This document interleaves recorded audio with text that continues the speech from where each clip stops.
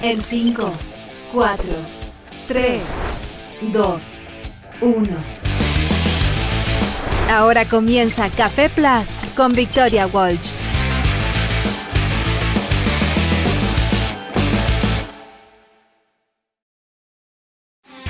Por fin es viernes 26 de abril, comenzamos un nuevo capítulo de Café Plus. Soy Victoria Walsh, les doy la más cordial de las bienvenidas a nuestro programa, contentos de tenerlos nuevamente por acá para ahondar en las últimas novedades del mundo de la ciencia, de la tecnología, de la innovación. Y además, el día de hoy nos vamos a ir a unos temas que se cruzan también un poco con las matemáticas, con la ingeniería además, pero que se refiere a los mecanismos electorales. Vamos a estar conversando en esta oportunidad junto a nuestro invitado que nos acompañará en algunos minutos más respecto a los desafíos que existen al diseñar métodos que den respuesta a las necesidades modernas de representación, por ejemplo, la paridad, hombres y mujeres en la Cámara, la representación de pueblos originarios, en fin. El diseño de este tipo de mecanismos o algoritmos es una de las líneas principales de su investigación.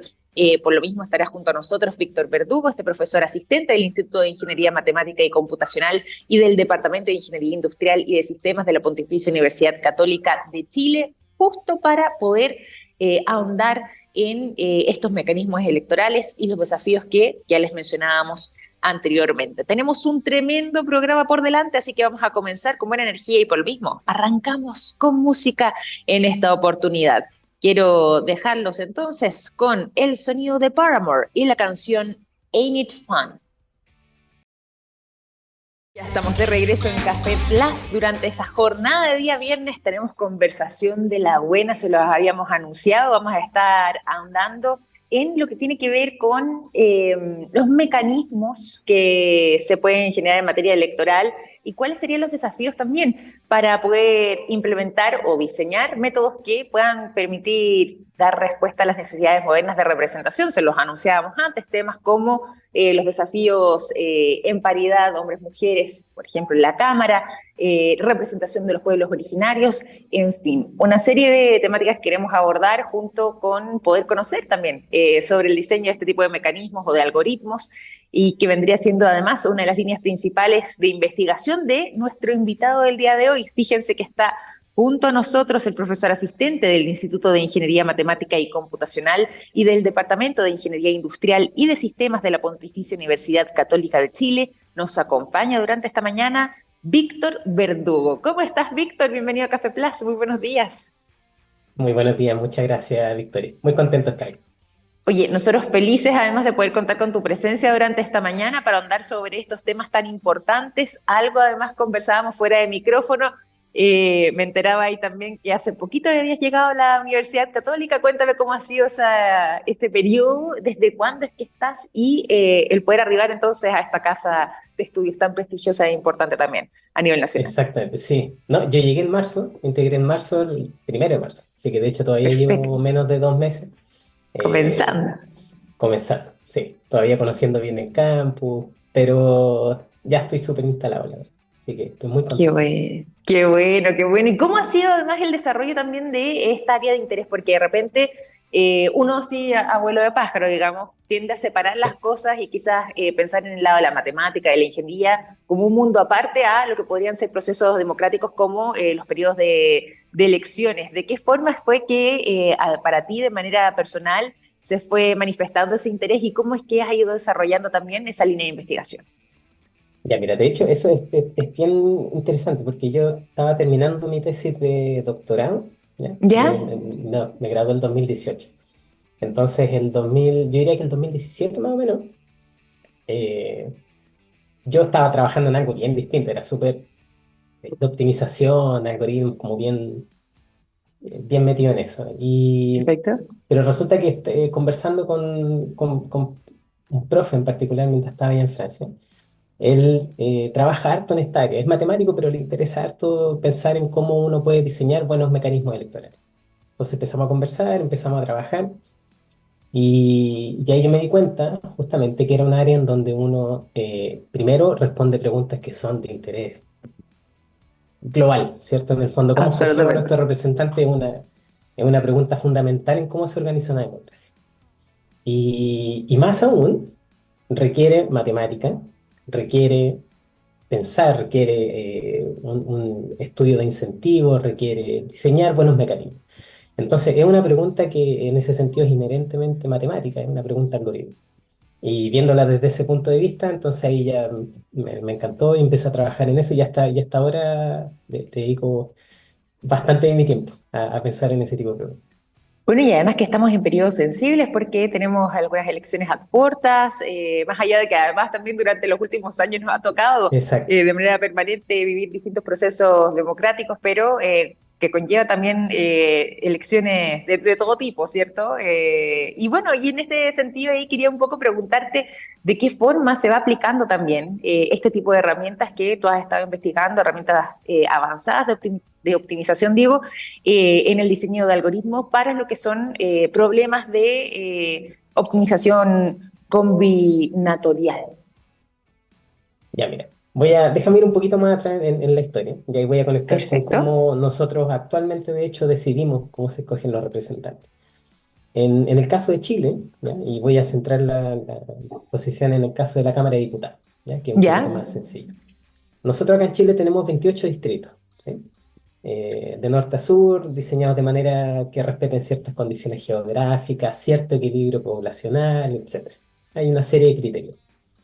Entonces, ¿cómo funciona la elección? Bueno, nosotros todos cuando hemos ido a votar nos damos cuenta que tenemos que mirar antes cuáles son los candidatos de nuestro distrito, ¿cierto? Y después Mm, nosotros marcamos ahí nuestra preferencia, ¿cierto? Es un voto y votamos por la persona. Entonces, como funciona actualmente es que cada mm, distrito es esencialmente una elección independiente del resto. O sea, nosotros corremos 28 elecciones que están sí, completamente desacopladas, ¿sí? Son 28 elecciones independientes. Y dentro de cada distrito, lo que se busca es que la cantidad de representantes que se escogen por cada lista o partido, ¿cierto? Sea lo más proporcional posible al número de votos que obtiene esa lista. Entonces, para ya, ponerlo en palabras sencillas, imagínate que hubiese 1000 votos, ¿ya? Y hay tres partidos, y uno saca 400, otro saca 200 y el tercero saca 400, ¿sí? Si nosotros tuviésemos exactamente 10 sillas para ese distrito, entonces lo primero que uno pensaría es decir, bueno, tengo 400, 200, 400, 10 sillas, entonces démosle 4, 2 y 4, ¿cierto? claro. Y ahí estoy respetando la proporcionalidad. Ahora, el problema es que los números que uno ve no respetan esa proporcionalidad, ¿cierto? Mm, Respecto al número de sillas. Por ejemplo, acá en Chile tenemos distritos que escogen desde 3 representantes hasta 8, ¿sí? claro. Y el número de votantes por distrito es cualquier número. Sí, sí, Estamos es hablando del verdad. orden de cientos de miles, quizás millones. Entonces, la proporcionalidad perfecta no la podemos alcanzar. Pero igual, si queremos ser proporcionales, en el fondo lo que vamos a tener que hacer es que vamos tal vez a aspirar a esa proporcionalidad perfecta, ¿cierto? Eh, pero vamos a tener que tirarnos un poquito para arriba, un poquito para abajo en alguno de los partidos, ¿sí? Quizás a un partido, por ejemplo, le correspondería, no sé, 4,5 sillas, pero no podemos partir una silla, entonces a ese partido hay que decidir si le damos 4 o le damos 5. Sí. Se ve que es un problema que es como bien rústico, si queréis pensarlo así. Es como tenemos números que a veces tienen fracciones y hay que decidir si nos vamos para arriba o para abajo. Pero esa pregunta la vienen pensando las personas, o sea, yo diría que la primera vez que se estudió de manera más o menos seria fue más o menos en el siglo XVIII, que esta pregunta la Ya, resolvieron primero en Estados Unidos, ¿ya? Y de hecho de quien tenemos evidencia que al menos trató de proponer un mecanismo fue Thomas Jefferson, ¿sí? A perfecto. finales del siglo XVIII, y que él era el secretario de Estado en Estados Unidos en ese momento. Y ellos tenían que resolver exactamente esta pregunta, ¿sí? Y querían decidir cuántos candidatos le damos a cada estado. Y de hecho, él propuso un mecanismo, ¿ya? Que es el que actualmente en Chile usamos, ¿sí? Nosotros eso sí lo conocemos con el nombre del mecanismo de D'Hondt, ¿cierto? Sí, sí, Pero es el mismo. El mecanismo que propuso Thomas Jefferson a finales del siglo XVIII y Victor D'Hondt, que eso fue como 80 años después, un belga, es el mismo mecanismo. Entonces, el mecanismo que usamos ahora tiene más de 200 años de historia, ¿sí? Y el problema, y aquí es donde viene la situación actual, es que, por ejemplo, nosotros en las últimas elecciones que hemos tenido para la convención, ¿cierto? Y para el Consejo Constituyente, se buscaba paridad, ¿cierto? Entre Sí. hombre y mujer. Ya. En el fondo eso lo que dice es que no solo la proporcionalidad es un objetivo ahora, sino que además tiene que ser ojalá lo más parecido el número de hombres y mujeres. Y eso le incorpora una restricción extra al problema. ¿Sí?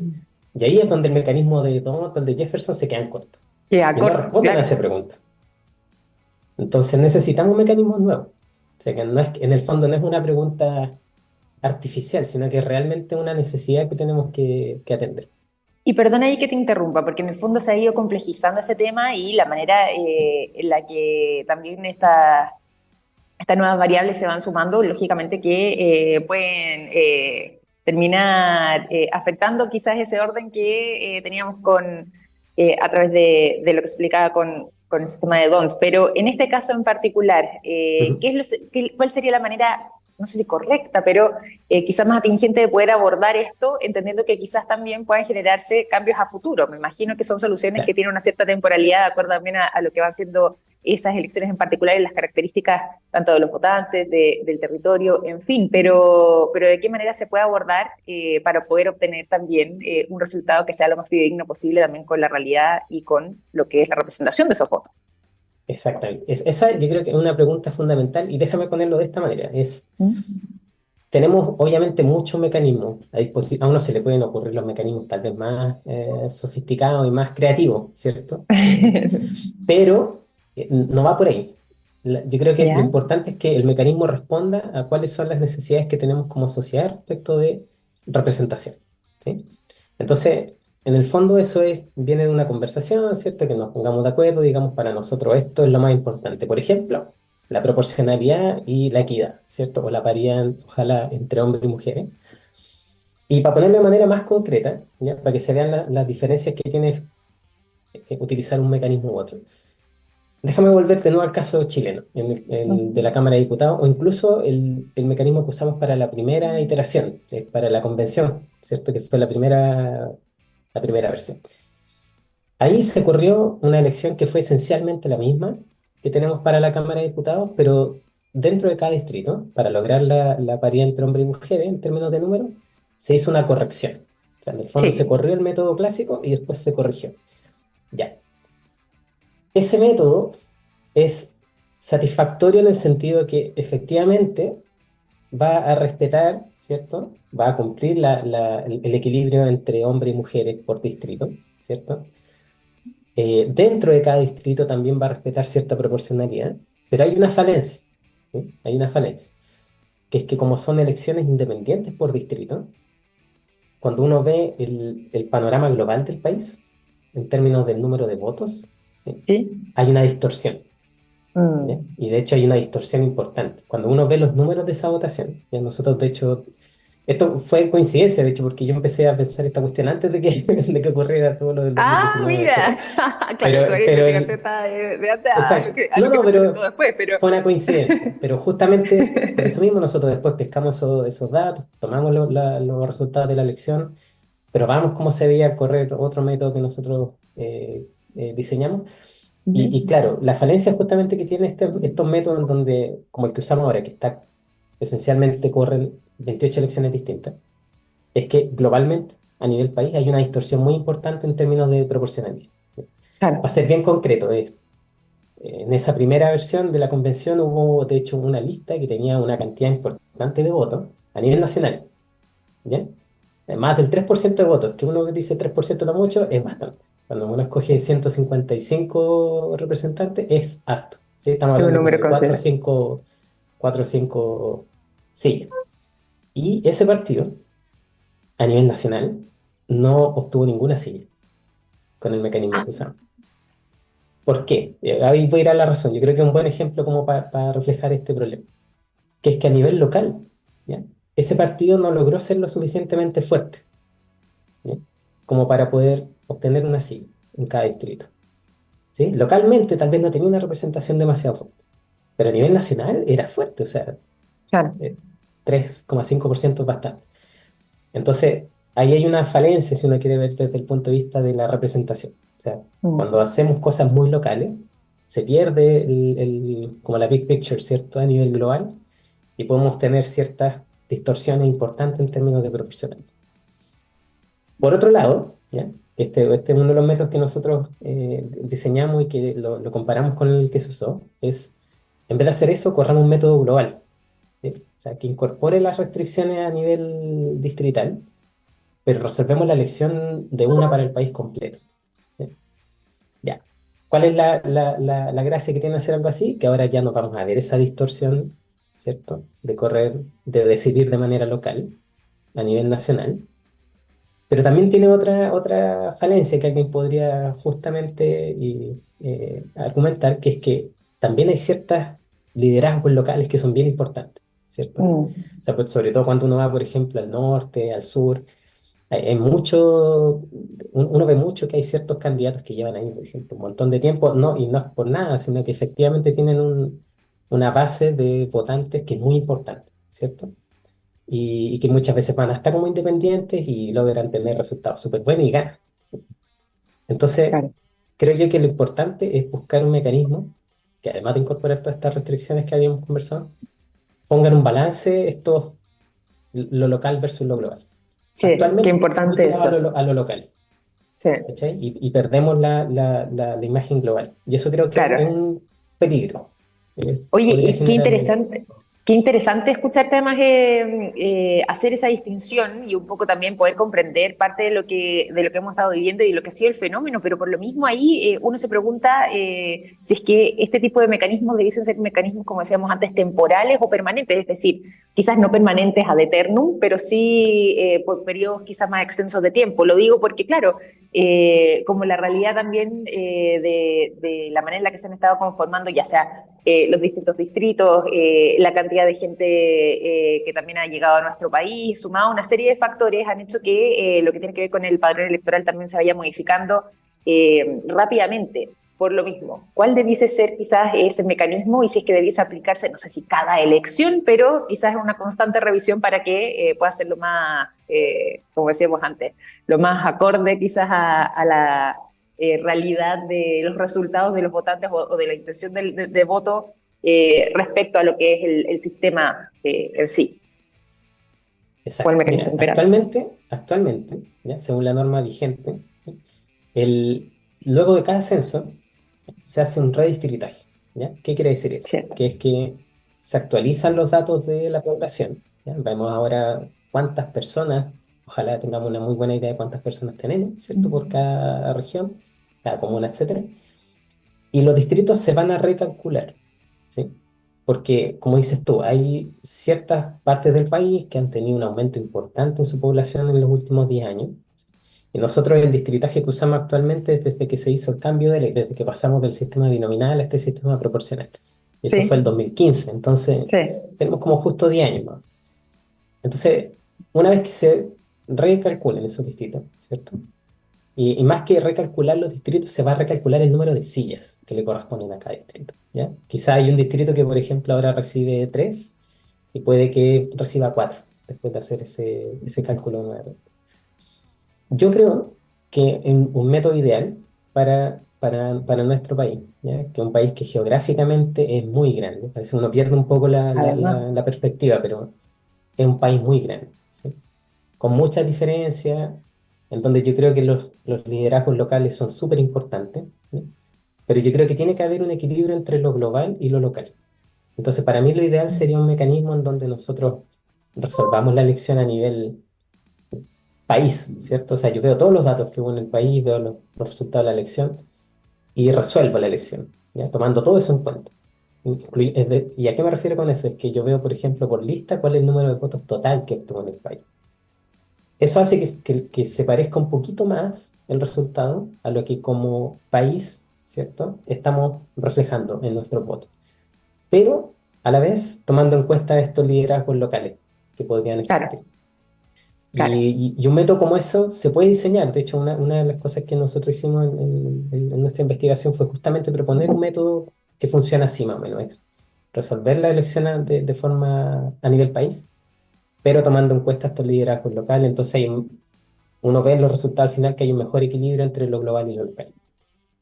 Oye, y ahí aprovecho de preguntarte también respecto a la intención quizás de poder evaluar estos distintos mecanismos. ¿Qué voluntad se ve también de parte quizás del mundo político o de quienes, o del propio CERVEL? No sé ahí bien quiénes son un poco los que van trazando, para que nos cuentes ahí tú también, pero para justamente poder dar respuesta a esta necesidad. Claro, allí, ¿cómo funciona? Claro, el CERVEL es un organismo técnico que en el fondo ellos se encargan de implementar la norma, ¿cierto? O sea, ellos tienen que asegurarse de que lo que está escrito ahí en la norma se cumple. Entonces, eh, claro, aquí pasa por varias partes, porque en el fondo implementar un mecanismo este como el que yo te cuento, la verdad es que no implicaría cambiar demasiadas cosas, ¿ya? Como funciona actualmente nuestro sistema, ¿sí? De hecho, la Ujú. gran gracia que tiene, y ahí hace el link más o menos con esta parte de ocupar técnicas más modernas, que es que uno puede incorporar todas estas restricciones que hablábamos al comienzo, por ejemplo, tener un equilibrio entre el número de hombres y mujeres, incorporar representación de pueblo originario, ¿sí? Que a todo esto, ese en particular no es una cuestión nueva tampoco, o sea, por ejemplo, Nueva Zelanda, Mm, ellos hace un montón de años que incorporan esto en su sistema. cierto, cierto. Para nosotros se ve algo como un poco más nuevo, pero no, es cierto que hay poco ejemplo en el mundo, pero hay otros casos. Y todo eso nosotros lo podemos incorporar, pero para poder incorporarlo uno ya tiene que empezar a realmente complejizar un poquito más el Mm, mecanismo, ¿sí? Para complejizar me refiero a ocupar técnicas un poquito más modernas, ¿sí? Pero tenemos las herramientas, ¿sí? Y ese en el fondo yo creo que también es parte de lo que a mí me gusta transmitir en ese sentido, que es, eh, no hay una imposibilidad en ese sentido, sino que se puede hacer, ¿ya? Requiere obviamente ocupar técnicas más avanzadas, pero que sin embargo igual son transparentes para la sociedad, porque de hecho esto yo cuando lo conversaba muchas veces apareció este tema que yo encuentro súper interesante, de hecho. Porque siempre uno dice, ya, pero si ocupan técnicas muy difíciles, tal vez va a ser más complicado entender, ¿cierto? Y quizás va a ser menos sí, transparente para los votantes. Ya. sí. Pero después yo digo, Sí. ya, pero después yo digo, hagamos una encuesta, ¿ya? A 100 personas. ¿Cuántos saben cómo funciona el sistema actualmente? Qué importante. Yo he hecho esta encuesta en salas de clase, en charlas que he dado, y levanta la mano una persona, dos personas, ¿ya? O Y sea, bien, ya hoy con día el en ciudades binominal, perdón, y bien. con todo el tiempo que duró, ya no se entendía en gran parte, yo diría, Exacto, de la población lo que estaba pasando. Después del cambio, ha sido, y claro, llevan 9 años, exacto. yo te diría que ese desconocimiento es aún mayor. Es aún mayor y al menos como yo lo veo, creo que es súper importante, algo que en el fondo, obviamente no se trata de que Totalmente. todos seamos capaces de reconstruir exactamente el resultado de la votación, pero creo que es importante saber cómo, en Sí, el fondo, cuando yo voto, cuál es el efecto que tienes. tal cual. Entonces, creo que ese también es un argumento para decirte que el hecho de incorporar técnicas más sofisticadas no necesariamente es malo, ¿cierto? En el sentido Sí. que el sistema actual, alguien podría decir que es relativamente simple, la verdad es que es relativo, pero así todo no es de conocimiento general, entonces creo que eso implica otro tipo de esfuerzo, va por otro lado la respuesta. Sí, sí. Oye, Pero yo creo que es necesario. totalmente, totalmente. Y qué trascendental es también poder, sobre todo un poco en miras de tener una mejor y más sana democracia, poder estar, bueno, acorde también a lo que son las realidades, como decíamos antes, vigentes a lo que estaba pasando, bueno, un poco también con esta mirada tanto local para poder dar soluciones a ciertos aspectos, pero entendiendo siempre, como decías tú, la big picture, el cuadro Exacto. global Cuadro. de lo que estamos enfrentando y bueno, por supuesto conocer ahí también las implicancias. Por lo mismo también quería preguntarte y un poco haciendo algo de proyección o de lo que está haciendo actualmente quizás Ujú. tu trabajo, hacia dónde está apuntando esa investigación que has estado realizando y cuáles son quizás las miradas o los objetivos tanto a corto pero también quizás mediano y largo plazo que estás barajando tanto tú como parte del equipo con los que has estado desarrollando este trabajo en la Universidad Católica. Claro. Bueno, justamente yo creo que algo que yo creo que es súper importante, más allá de que uno ocupe un mecanismo u otro, porque obviamente, como te digo, esto siempre va de la mano de que nos pongamos de acuerdo. Pero sí creo que es importante, y es algo que me gustaría en mediano plazo poder empujar, que es que desde el lado más de las matemáticas, la gente que hace computación, seamos capaces de incorporarnos fuertemente a esa discusión porque yo creo que tenemos mucho que decir, ¿ya? En el fondo estas son preguntas que son, ni siquiera es que sean preguntas que son forzosamente algorítmicas, son preguntas algorítmicas en su diseño. O sea, y yo creo que Sí. por lo tanto restarnos de esa discusión es lo menos razonable, ¿sí? Yo creo que tenemos que estar en esa discusión porque justamente es sobre diseño de algoritmos. Y yo creo que eso es algo que por mi parte, creo que es importante que podamos meternos más fuerte ahí.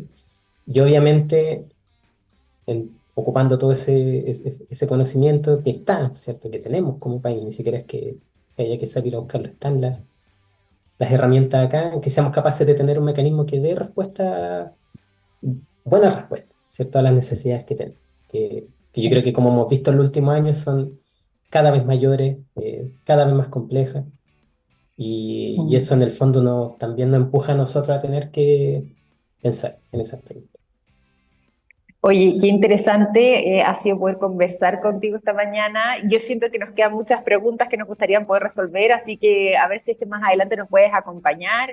También un poco Feliz. mira lo que va a pasar con las municipales eventualmente, bueno, y los próximos periodos de elecciones también, pero para poder ahondar con mayor profundidad sobre estos temas y bueno, conocer también mucho más respecto ya sea a la investigación como también al trabajo que ustedes como SEIM han estado realizando, así que me parece una conversación trascendental, importante y fundamental, incluso en estos tiempos poder sostener y poder abordar con los distintos puntos de vista, con los distintos escenarios también posibles, comprendiendo de esa forma lo que estamos viviendo también en cada proceso como país. Así que te quiero agradecer por el tiempo, por la conversación, desearte también el mayor de los éxitos en lo que sea este Gracias. trabajo, ahora que estás comenzando, que llevas ya 2 meses en la Universidad Católica para que sigan también profundizando en ese camino, pero ante todo, como decíamos antes, agradecerte nuevamente por esta visita aquí en la mañana en Café Plus.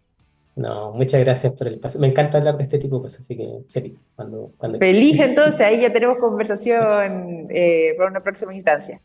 Muchas gracias. Gracias, Víctor, que estés muy bien. Chao, chao. Igualmente. Chao. Víctor Verdugo, profesor asistente del Instituto de Ingeniería Matemática y Computacional y del Departamento de Ingeniería Industrial y de Sistemas de la Pontificia Universidad Católica de Chile, conversando con nosotros sobre mecanismos electorales, desafíos además que se van generando, todo esto para dar respuesta a las necesidades modernas de representación. Tremendo tema, tremendo. Nos quedó mucho, mucho por preguntar, mucho por entender, mucho más por ahondar, así que ya tenemos desde ya comprometidas una nueva conversación junto a Víctor, pero ahora vamos a continuar acá en el programa para irnos a la música. Quiero dejarlos a continuación con el sonido de Tame Impala. La canción The Less I Know The Better es lo que suena a continuación.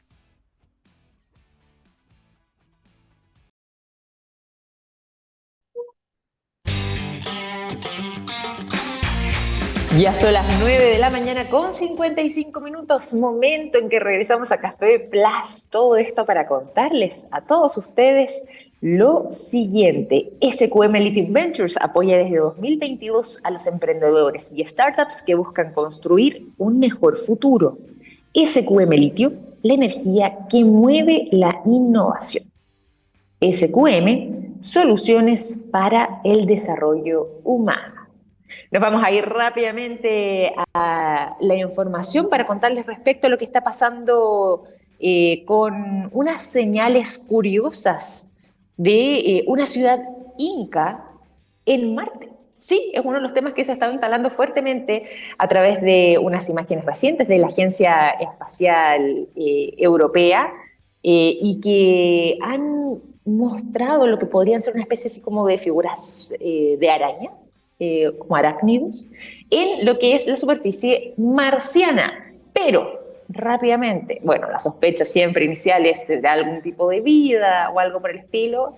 No, rápidamente la ciencia nos aclara que no se trata de vida, no se trata de vida inteligente, sino que simplemente sería un fenómeno natural, pero que no deja de llamar la atención, ¿eh? Porque ha sido este hallazgo o estas imágenes retratadas en lo que se conoce como la ciudad inca, que es un área determinada en la región polar del sur de Marte y que ha estado mostrando entonces estas escenas que vendrían siendo parte de los resultados de las formaciones con hielo, que, dada el cambio de estación que ellos también están atravesando, de invierno a la primavera, bueno, han estado generando estas especies como de canales que tienen unos recorridos que se extienden entre 45 metros, perdón, hasta 1 kilómetro de diámetro con estas formaciones con forma de araña, ¿cierto?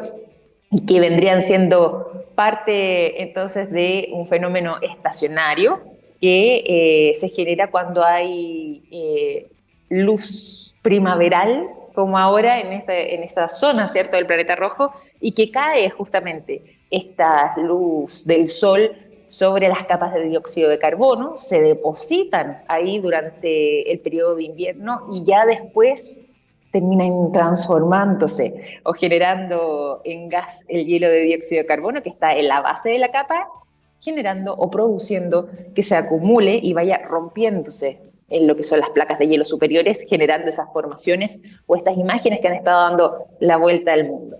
Todo esto es porque el gas se va a ir liberando, por eso se va rompiendo la capa con motivo de la primavera, mientras va aumentando la temperatura, mientras sube empieza a sentirse más el calor y se va arrastrando todo lo que tiene que ver con el material oscuro hacia la superficie, lo que genera esa ruptura en las capas de hielo y pueden incluso formarse en capas de hielo que tienen hasta 1 metro de espesor.